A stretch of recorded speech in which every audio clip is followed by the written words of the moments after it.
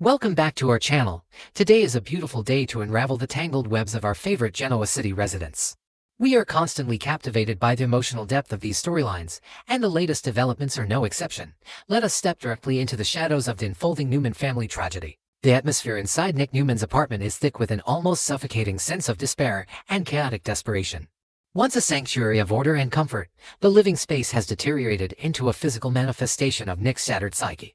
The curtains are drawn tight, blocking out the natural light of Genoa City and casting the room in a perpetual, gloomy twilight.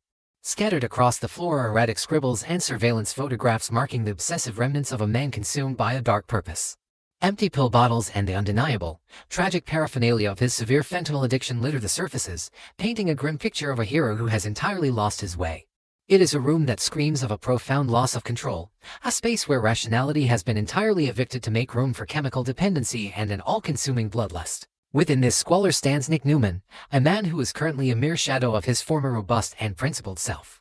His physical appearance is jarringly haggard, his face pale and drawn, with deep, dark circles bruised beneath his hollow eyes. The manic energy vibrating through his exhausted frame is a terrifying byproduct of the fentanyl coursing through his veins. He is pacing like a caged animal, his mind trapped in a relentless, agonizing loop of trauma and revenge. Nick is no longer driven by justice, he is driven by a toxic, drug-fueled paranoia that convinces him the only way to find peace is to extinguish Matt Clark's life with his own two hands. This obsessive revenge plot has blinded him to the reality of his own rapid self-destructs, leaving him entirely vulnerable to the very darkness he believes he is fighting. The fragile, toxic equilibrium of Nick's isolation is suddenly and violently shattered by the unexpected arrival of his sister, Victoria Newman. Stepping into the dimly lit apartment, Victoria brings with her the sharp, polished reality of the outside world. The moment she crosses the threshold, the sheer magnitude of Nick's deterioration hits her like a physical blow. Having navigated the cutthroat boardrooms of Newman Enterprises, nothing in Victoria's vast arsenal of coping mechanisms could have prepared her for the visceral shock of seeing her beloved brother reduced to this broken state. Her eyes dart around the room, taking in the undeniable evidence of his severe addiction and his manic, murderous plotting. And the initial wave of shock quickly solidifies into something much more formidable. Internally, Victoria is navigating a turbulent storm of profound heartbreak and overwhelming disappointment. She loves Nick deeply. They share a bond forged in the fires of growing up under the immense, often crushing shadow of Victor Newman. Yet, looking at him now, her sorrow is rapidly eclipsed by a fierce and compromising anger. She is witnessing the systemic dismantling of a man she has always respected, and she refuses to let her grief paralyze her. Her disappointment stems not just from his drug use, but from his catastrophic lack of judgment. Nick has allowed the trauma inflicted by Matt Clark to mutate into a justification for throwing away his entire life, his family, and his core values. Victoria's heart aches for the brother she knows is buried beneath the addiction, but her executive mindset takes the reins, demanding immediate, ruthless intervention. Without a moment of hesitation, Victoria launches into a blunt and compromising confrontation. She verbally dismantles his current existence, pointing out the absolute squalor of his apartment and the terrifying physical toll the fentanyl has taken on his body. She systematically attacks the core delusion that is keeping him tethered to this nightmare, the absurd notion that executing a violent revenge plot against Matt Clark will somehow cleanse his trauma or protect their family. Victoria strips away his justifications, forcing him to face the ugly truth that his vendetta is nothing more than a convenient excuse to continue spiraling into his addiction. She makes it excruciatingly clear that he is not acting as a protector, he is acting as an addict whose paranoia is dictating his every erratic move. Victoria delves deeper into the absolute futility of his obsession with Matt Clark. She acknowledges the horrific history Matt shares with their family, the pain he has caused Sharon, and the terror he has inflicted upon Nick himself. However, she fiercely argues that by allowing Matt to dictate his current mental state, Nick is handing the monster the ultimate victory. Victoria points out that a revenge killing would not erase the past, it would only obliterate Nick's future, landing him in a federal prison and forever staining his soul with premeditated murder. She forces Nick to look at the surveillance photos and erratic notes scattered across his table, framing them not as the tools of a savior, but as the pathetic fixations of a man who has entirely lost his grip on reality and morality. With the groundwork of her brutal honesty laid, Victoria delivers a harsh and yielding ultimatum that leaves absolutely no room for negotiation.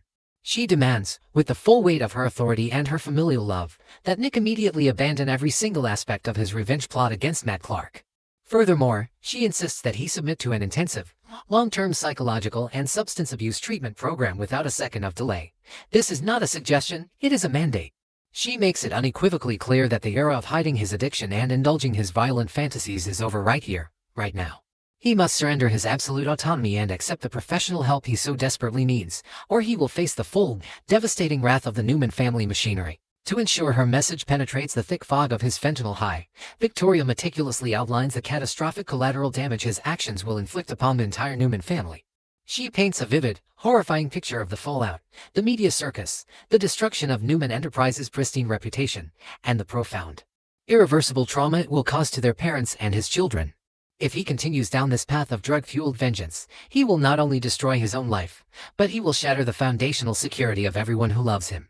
Victoria insists that his actions are incredibly selfish, prioritizing his own need for a chemical escape and violent catharsis over the well-being and safety of the family he claims to be protecting. Drawing upon the dark, complicated history of their lineage, Victoria painfully reminds Nick of the generational curse of self-destructs that has plagued the Newmans for decades. She brings up the agonizing memories of their mother Nikki's harrowing battles with alcoholism, the times their father Victor's ruthless obsessions nearly tore the family apart, and the endless cycles of darkness that have consumed their brother Adam. Victoria declares with trembling rage that she has seen more than enough self-destructs in this family to last a dozen lifetimes. She refuses to stand by and watch Nick willingly add his name to the long list of Newman tragedies.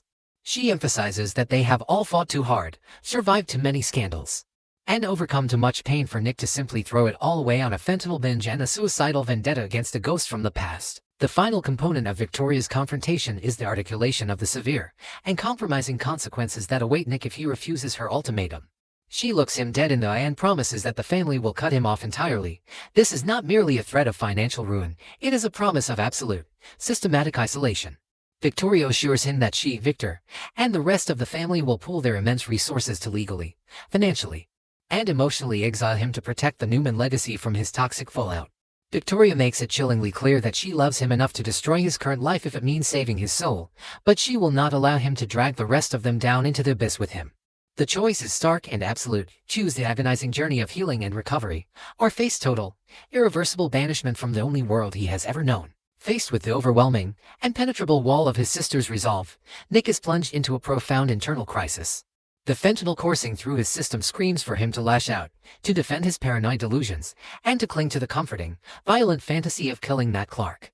Yet, the icy, undeniable truth in Victoria's words pierces through the chemical haze. He is cornered, stripped of his justifications, and forced to look at the pathetic reality of his existence. The weight of her ultimatum presses down on his chest, a suffocating realization that his secret life has been entirely exposed. He is a man standing on the very edge of a precipice, staring down into the dark, welcoming void of his addiction, while his sister firmly grips his collar, threatening to pull him back into the painful light of reality. Witnessing this deeply wry and tragic dynamic unfold is a profoundly heartbreaking experience that resonates on a deeply human level.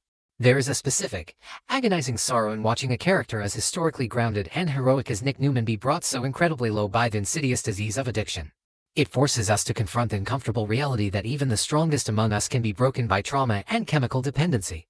Victoria's approach, while undeniably harsh and seemingly cruel, is a breathtaking display of the agonizing burden of tough love. One cannot help but feel profound empathy for Victoria, forced to harden her heart and wield her familial power like a weapon to save her brother's life. It is a poignant reminder that sometimes, the most profound acts of love do not look like warm embraces. They look like drawing a line in the sand and refusing to let someone you cherish cross it into oblivion. This scene captures the very essence of familial tragedy: the painful, messy, and desperate lengths we will go to when someone we love is actively choosing their own destruction. As the echoes of Victoria's harsh ultimatum settle into the heavy, stale air of the apartment, an agonizing silence stretches between the two siblings. Nick stands trembling, his eyes darting between the scattered surveillance photos of Matt Clark and the resolute, unyielding gaze of his sister. Will Nick find the superhuman strength required to surrender to his sister's demands, face his debilitating addiction, and walk the excruciating path to recovery? Or will the dark, seductive pull of the fentanyl and his blinding, obsessive bloodlust for Matt Clark prove too powerful to overcome, plunging him over the edge into permanent ruin and forcing Victoria to execute her devastating threat? The clock is ticking on Nick Newman's soul, and the entire world watches with bated breath to see which path he will ultimately choose.